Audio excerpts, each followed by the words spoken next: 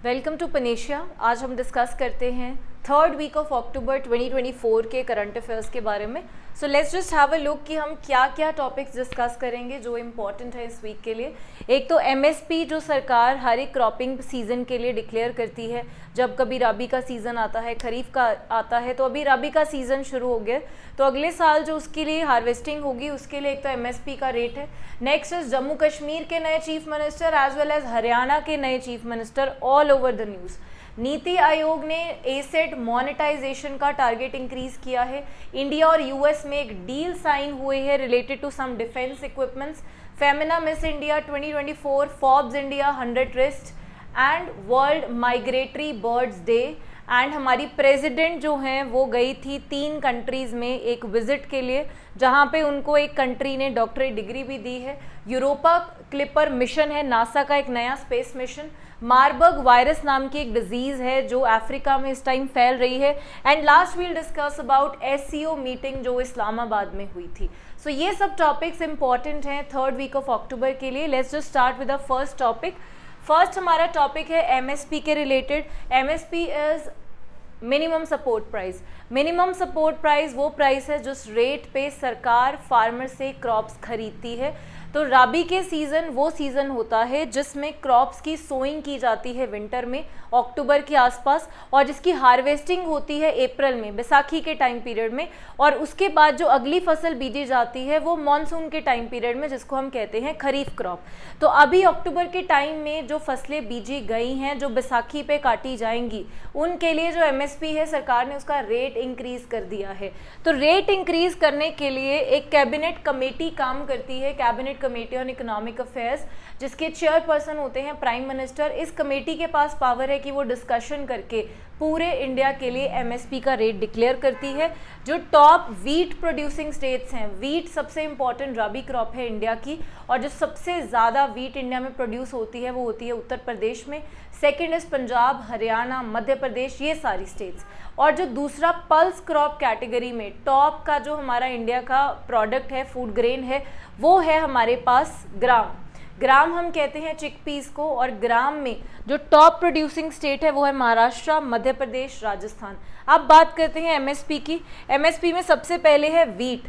Wheat का जो rate है वो पर क्विंटल के हिसाब से 150 रुपीज़ बढ़ा दिया गया है। परसेंटेज में बात करें तो 6.59% से। Next is barley. बारले होता है जौ की खेती करते हैं जो, इसमें इंक्रीज हुआ है 130 रुपीज़ का। परसेंटेज में इट इज 7.3%। ग्राम के केस में जो बढ़ाई है MSP that is by 210 rupees. So these are all the increased rates जो सरकार ने बढ़ाए हैं। ऑलमोस्ट हर एक चीज़ का रेट जो है वो सरकार ने बढ़ा दिया। उनमें से सबसे ज़्यादा इंक्रीज आपको किस चीज़ में देखने को मिलता है, that is rape seeds and mustard. अभी मैंने थोड़े वीक्स पहले आपको पढ़ाया था, गवर्नमेंट ने एक मिशन लॉन्च किया है, national mission on oil seeds. तो mustard and rape seed oil seeds हैं, इनकी खेती सरकार इंडिया में बढ़ाना चाहती है, इसीलिए उसका जो एब्सोल्यूट इंक्रीज है वो सबसे ज़्यादा है। 300 रुपये पर क्विंटल के रेट से एमएसपी को बढ़ा दिया है इन ऑयल सीड्स। तो हाईएस्ट इंक्रीज हुआ है इसमें, दैट इज़ इम्पॉर्टेंट। और लोएस्ट अगर हम इंक्रीज देखें तो वो हुआ है हमारा बारले में and 130 rupees. Next will talk about new chief minister of Jammu Kashmir. तो जब से जम्मू कश्मीर को यूनियन टेरिटरी बनाया गया है इन 2019, तब से ये जम्मू कश्मीर के पहले चीफ मिनिस्टर हैं। तो 2 चीज़ें यहाँ याद रखेंगे। एक तो last chief minister of state of Jammu Kashmir वो थी महबूबा मुफ्ती। उनकी पीडीपी की गवर्नमेंट चल रही थी जम्मू कश्मीर में, जब वहाँ पे इमरजेंसी लगाई गई और जम्मू कश्मीर से स्टेटहुड का जो टाइटल है, जो कैटेगरी है, वो छीन ली गई थी। उसके बाद जम्मू कश्मीर को बना दिया गया यूनियन टेरिटरी। जब से यूनियन टेरिटरी बनी है, अब वो यूनियन टेरिटरी है विद लेजिस्लेटिव असेंबली, मतलब वहाँ चीफ मिनिस्टर भी होगा। तो जम्मू कश्मीर के पहले chief minister in form of union territory बनी है उमर अब्दुल्ला, वेरी इंपॉर्टेंट। इनकी जो पार्टी है उस पार्टी का नाम है नेशनल कॉन्फ्रेंस, जिस पार्टी के ये वाइस प्रेसिडेंट है। चीफ मिनिस्टर के साथ साथ एक डेप्यूटी चीफ मिनिस्टर भी अपॉइंट हुए हैं, सुरिंदर कुमार चौधरी। उमर अब्दुल्ला पहले भी चीफ मिनिस्टर रह चुके हैं in state of Jammu Kashmir in 2009। तो ये चीज़ें हैं इंपॉर्टेंट जो याद रखेंगे हमेशा के लिए ये चीज़। Now he has a distinction in that कि हमेशा के लिए हम यही कहेंगे कि जम्मू कश्मीर जब यूटी था तो उसकी पहले चीफ मिनिस्टर कौन थे, तो दैट इज़ उमर अब्दुल्ला। और यहाँ पे कुछ चीज़ें हैं जहाँ पे हमें ध्यान देने की ज़रूरत है। जस्ट लाइक दिल्ली में जैसे time to time chief minister और लेफ्टिनेंट गवर्नर के क्लैश होते रहते हैं related to power sharing, executive power, legislative power, law making power, यहाँ पे भी कोई ऐसा क्लैश देखने को मिल सकता है। इस टाइम एलजी हैं जम्मू कश्मीर के मनोज सिन्हा। तो वैसे तो रीऑर्गेनाइजेशन एक्ट में ये बात लिखी गई है कि जम्मू कश्मीर के एलजी के पास किस चीज़ की एक्सक्लूसिव पावर है, डिस्क्रिशनरी पावर है, और बाकी की कौन सी पावर्स हैं जो दे दी गई हैं लेजिस्लेटिव असेंबली को। तो उमर अब्दुल्ला का भी ये कहना है कि वो जब चीफ मिनिस्टर पहले बने थे तब जम्मू कश्मीर एक बिल्कुल ऑटोनॉमस स्टेट हुआ करता था। अब एक रिस्ट्रिक्टेड सी पावर के साथ एक यूनियन टेरिटरी का चीफ मिनिस्टर बनना उनके लिए काफ़ी बड़ा चैलेंज होगा। So this thing should be kept in mind कि ये जो पावर टसल शुरू होगा उसमें हमें क्या इम्पैक्ट देखने को मिलेगा। Next will talk about chief minister of Haryana. Haryana में इलेक्शन हुए हैं, बीजेपी की सरकार बनी है। पिछले टेन्योर में जो मनोहर लाल खट्टर थे उनको चीफ मिनिस्टर के पद से हटा दिया गया था और नायब सैनी से रिप्लेस कर दिया था। दोबारा इलेक्शन हुए, दोबारा बीजेपी जीती, दोबारा से उन्हीं को अपॉइंट कर दिया गया है as chief minister of Haryana. Nayab Singh Saini from BJP. New cabinet उन्होंने अपॉइंट की है जिसमें 13 टोटल उन्होंने लेजिस्लेटर्स को रखा है, जिनमें से 2 वमेन भी हैं, और ये काफ़ी न्यूज़ में चलता भी रहा है। और हरियाणा के जो गवर्नर है उनका नाम है बंडारू दत्तात्रेय। ये इम्पॉर्टेंट है। और एक चीज़ जो यहाँ से हमें पता चलती है कि जब चीफ मिनिस्टर का अपॉइंटमेंट होता है तो गवर्नर ऑफ द स्टेट उसकी ओथ टेकिंग सेरेमनी को एडमिनिस्टर करता है। This is a point from polity that you should keep in mind. Next let's just talk about NITI Aayog asset monetization target. अब पहले ये समझे एसेट मोनेटाइजेशन क्या है। सरकार के पास बहुत सारे एसेट्स होते हैं जो अंडर यूटिलाइज्ड या फिर अनयूटिलाइज्ड पड़े रहते हैं, और दूसरी तरफ सरकार के पास बहुत सारा डेफिसिट भी एग्जिस्ट करता है, सरकार अपने खर्चे पूरे नहीं कर पाती है। तो सरकार सभी मिनिस्ट्रीज़ को मोटिवेट करती है कि आप अपनी एसेट्स को मोनेटाइज करो। मोनेटाइज करने का मतलब है उनको पैसा जनरेट करने की हालत में लेकर आओ कि वो आपको कुछ रिटर्न दे पाएँ, उनके रिसोर्सेज वहाँ से आप जनरेट कर पाओ। तो अलग अलग मिनिस्ट्रीज़ को इस चीज़ में मोटिवेट किया जाता है कि जो एसेट्स आपके अंडर यूटिलाइज्ड या अनयूटिलाइज्ड हैं उनको किसी ना किसी तरीके उनको पैसा कमाने की कंडीशन में लेकर आओ, ताकि सरकार को मिनिस्ट्रीज़ को ज़्यादा पैसा ना देना पड़े, मिनिस्ट्रीज़ खुद इस चीज़ को मैनेज कर पाएँ। तो सरकार ने फिस्कल ईयर 25 के लिए जो टारगेट है वो रखा है 1.9 ट्रिलियन का, जो कि बढ़ा दिया है पहले के टारगेट से। पहले जो टारगेट था उससे 23,000 करोड़ बढ़ा दिया गया है टारगेट। अब it is overall part of governments policy जिसको हम कहते हैं नेशनल मोनेटाइजेशन पाइपलाइन। ये एक स्ट्रैटेजी है जो गवर्नमेंट ने लॉन्च करी थी 4 साल के टाइम पीरियड के लिए, फ्रॉम फिस्कल ईयर 22 टू 26। इसमें सरकार का टारगेट था 6 ट्रिलियन का एसेट मोनेटाइजेशन करना, और फिस्कल ईयर 25 में कितना होगा, 1.9 ट्रिलियन होगा। तो डाटा जो अब तक का चलता आ रहा है वो ये कहता है कि गवर्नमेंट 2026 तक मैक्सिमम अपना टारगेट अचीव कर लेगी, लेकिन 20,000 करोड़ से शॉर्ट रह जाएगी। इसमें जो मेन काम है वो मिनिस्ट्री ऑफ कोल करने वाली है, ministry of railways, ministry of mines, ताकि unused mines, underutilised mines जो ऐसे पड़ी हुई हैं हमारे पास, हम उनको यूटिलाइज कर पाएँ।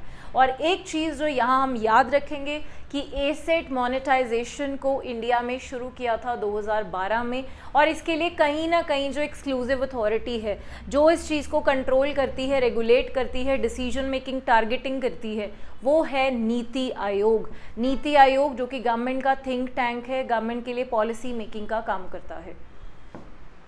नेक्स्ट इज इंडिया यूएस ने एक डील साइन करी है।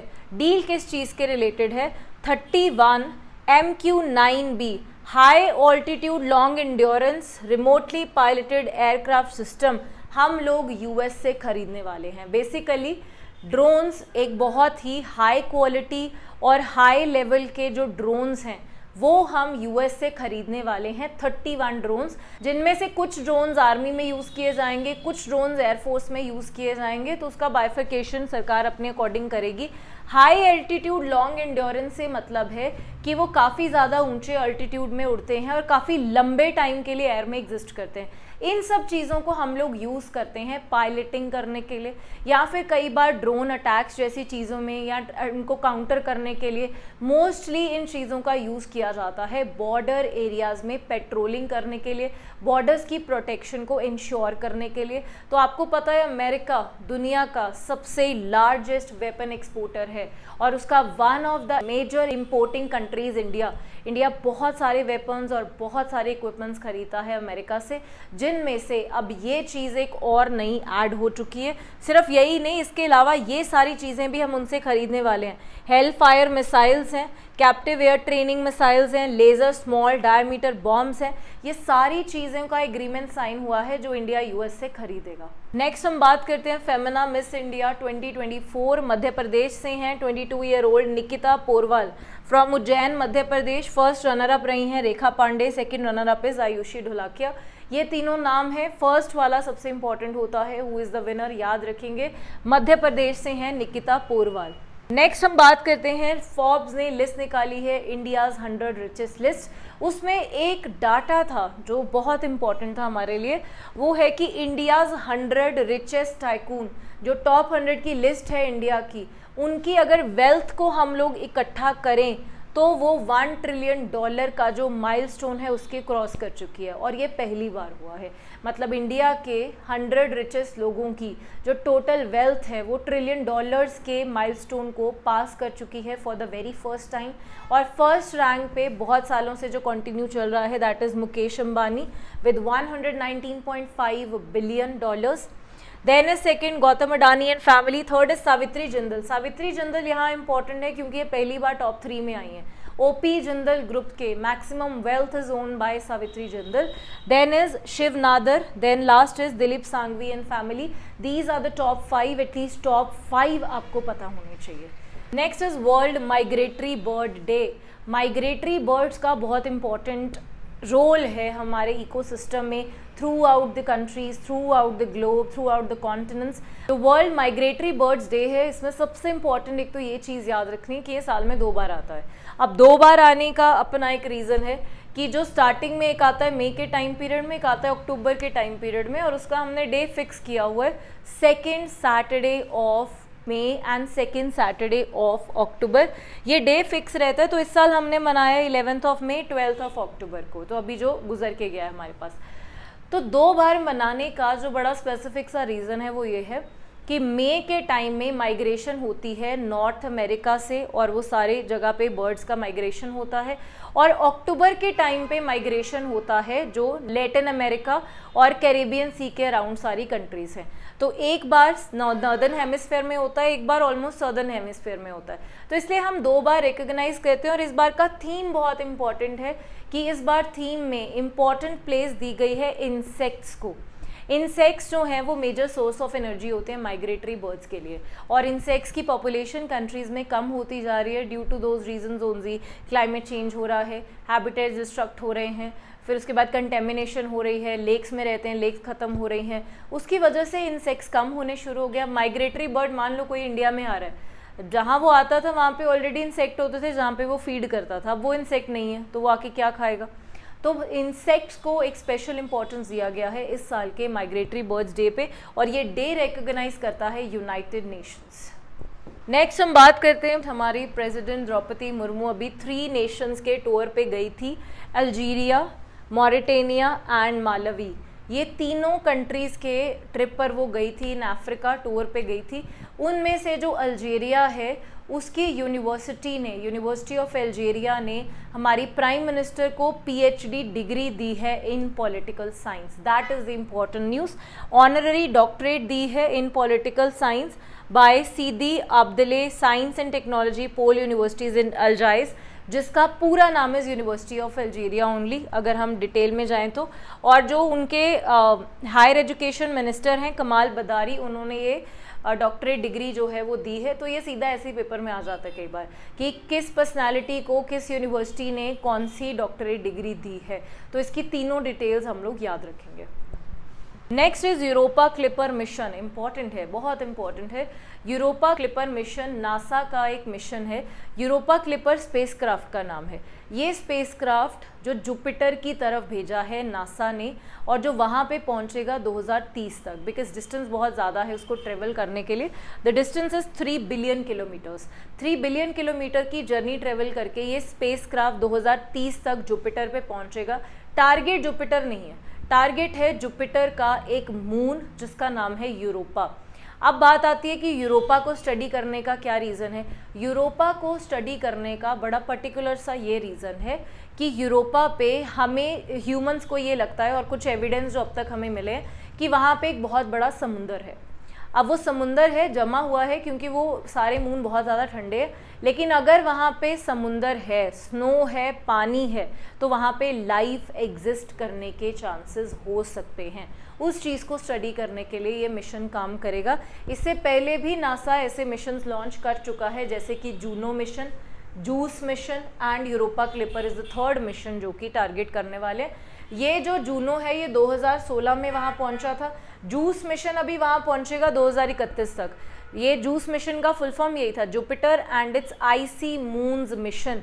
आईसी मून्स में एक यूरोपा है, बाकी गैनीमीड, आईओ ये सारे हैं। तो उन सबको स्टडी करने के लिए जूस मिशन है। यूरोपा क्लिपर पर्टिकुलरली यूरोपा को स्टडी करने के लिए भेजा गया है, तो इम्पॉर्टेंट मिशन है और इसको लॉन्च किया गया था स्पेसएक्स के फाल्कन 9 रॉकेट को यूज़ करके। नेक्स्ट बात करते हैं मार्बर्ग वायरस के बारे में। मार्बर्ग वायरस इसलिए इम्पॉर्टेंट है क्योंकि पैथोजेंस की कैटेगरी में ये होने वाली सबसे ज़्यादा हार्मफुल डिजीज़ है, डेडलीस्ट डिजीज़ है। इसका मॉर्टैलिटी रेट 80% से ज़्यादा होता है, और एक्सट्रीम कंडीशन में शुरुआती जो सिम्टम्स होते हैं वो तो वायरल जैसे सिम्टम्स हैं। फीवर होगा, बॉडी पेन्स होंगे, वॉमिटिंग्स होंगी, नोजिया होगा, इरिटेशन होगी, हेडेक होगा। बट लेटर ऑन अगर ये बहुत ज़्यादा प्रेवेलेंट हो जाए तो ये कुछ हैमरेज सिम्टम्स देना शुरू कर देता है, मतलब बॉडी में इंटरनल ब्लीडिंग होगी और ब्लीडिंग बाहर होनी शुरू हो जाएगी, and then there is no option. और मार्बर्ग वायरस की ना तो अभी तक कोई वैक्सीनेशन बनी है, ना ही इसका कोई स्टैटिक इलाज है। शुरू ये हुई थी बैट से, जो यूरोप की कुछ केस हैं वहाँ पे कुछ बैट्स रहते हैं, उन बैट से इसकी शुरुआत हुई। मतलब जो इसको कैरिंग जो इसका फैक्टर है दैट इज़ बैट्स। बैट से वो वायरस जो है वो ह्यूमंस में फैलना शुरू हुआ। जर्मनी में एक जगह है मार्बर्ग जहाँ ये पहली बार फैला इन 1967। अब at present it is impacting African countries. African Nations में रवांडा में पर्टिकुलरली ये बहुत ज़्यादा फैलता जा रहा है, और रवांडा कंट्री में टोटल कंट्री में सिर्फ 1500 डॉक्टर्स हैं पूरी कंट्री में, और सबसे ज़्यादा इस वक्त mortality rate health care sector में है। हेल्थ केयर सेक्टर के लोग मरते जा रहे हैं, so that is not really a good news. तो WHO इसके रिलेटेड क्या करेगा, क्या इम्पैक्ट होगा, that is important for exams. Last हम बात करेंगे SCO मीटिंग के बारे में। शंघाई कोऑपरेशन ऑर्गेनाइजेशन की अभी लेटेस्ट मीटिंग हुई थी पाकिस्तान में। मीटिंग हुई थी हेड ऑफ़ द गवर्नमेंट्स की, मतलब जो भी किसी भी कंट्री का हेड ऑफ़ द गवर्नमेंट, चाहे प्राइम मिनिस्टर है चाहे प्रेसिडेंट है, वो पार्टिसिपेट करेगा। लेकिन इंडिया में से हमने प्राइम मिनिस्टर की बजाय एक्सटर्नल अफेयर मिनिस्टर को भेजा था, और S जयशंकर सुषमा स्वराज के बाद जाने वाले पहले फॉरेन अफेयर मिनिस्टर हैं। इससे पहले अगर कोई फॉरेन अफेयर मिनिस्टर पाकिस्तान गया था वो थी सुषमा स्वराज, और उसके बाद अब गए हैं S जयशंकर। तो एक काफ़ी अच्छी शुरुआत जो पाकिस्तान का कहना है वो ये है कि बहुत एक अच्छी शुरुआत हुई है इंडिया और पाकिस्तान के रिलेशंस में, और आने वाले टाइम में ये बढ़ती जाएगी। तो ऑब्वियसली SCO का मेंबर चाइना भी है, तो पाकिस्तान भी है। तो बात हुई सबसे पहले तो टेररिज्म, एक्सट्रीमिज़म जैसी चीज़ों के ऊपर, जो कि SCO का मेन टारगेट भी है, security in the total area. China का initiative belt and road initiative जिसके बारे में बात करी गई। अब एक टाई है इंडिया और पाकिस्तान के बीच में जो कभी टूटता नहीं है, वो है क्रिकेट। क्रिकेट के ज़रिए दोनों कंट्रीज़ आपस में काफ़ी तरीके से जुड़ी रहती हैं। तो अगले साल का जो चैम्पियंस लीग होगा वो होने वाला है पाकिस्तान में। तो अगर इंडिया वहाँ पार्टिसिपेट करने के लिए जाता है, that will be one step further in our relations. तो ये सारी इंपॉर्टेंट चीज़ें जो डिस्कस की गई थी SCO समिट में। उसके बाद अभी एट प्रेजेंट ब्रिक्स की भी समिट चल रही है, वो सब हम नेक्स्ट लेक्चर के करंट अफेयर्स में करेंगे। बने रहिए हमारे साथ हमारे यूट्यूब चैनल पे।